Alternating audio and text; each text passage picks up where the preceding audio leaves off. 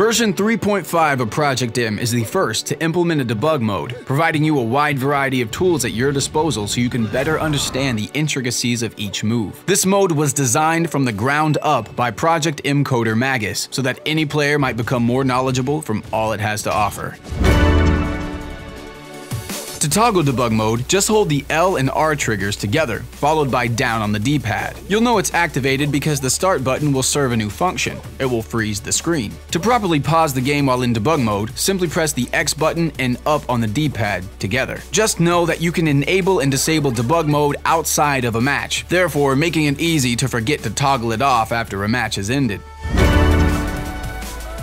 There are two types of hitbox vision that you can enable while in debug mode. By pressing the R trigger and right on the D-pad, you'll enable hitbox display. Pressing the R trigger and right on the D-pad a second time will enable a representation of hitbox interpolation. Interpolation is a term used to describe the phenomenon that hitboxes undergo when active for more than one frame, allowing for you to study the movement of the hitboxes and where exactly during the attack they are present. To get a closer look at this, debug mode features a way to study the frames. While the game is stopped, you can advance a frame ahead by tapping the Z trigger.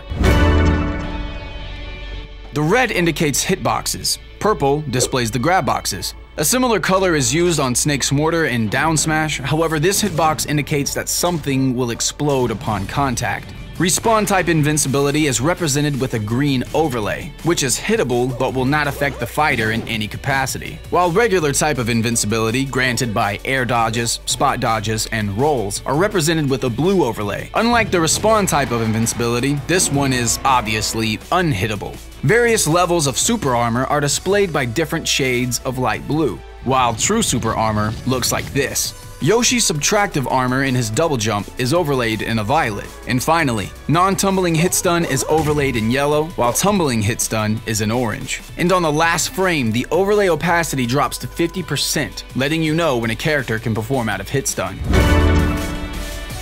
By pressing Y and right on the D-pad, you can see a character's ledge grab boxes. This is especially helpful for understanding how to sweet spot the edge. Alternatively, stage collision detection can be enabled by pressing Y and left on the D-pad. This is so you can see exactly where you're landing or hitting the stage. It may help you understand when to wave land or footstool someone. A few final things that are worth noting is that you can lock the camera by pressing the L trigger and left on the D-pad. You can also toggle score display by going into rules, then into more rules. And finally, by inputting B and left or right on the D-pad, you can switch your character one step. B and A held together, followed by left or right on the D-pad, will switch your character 10 steps over.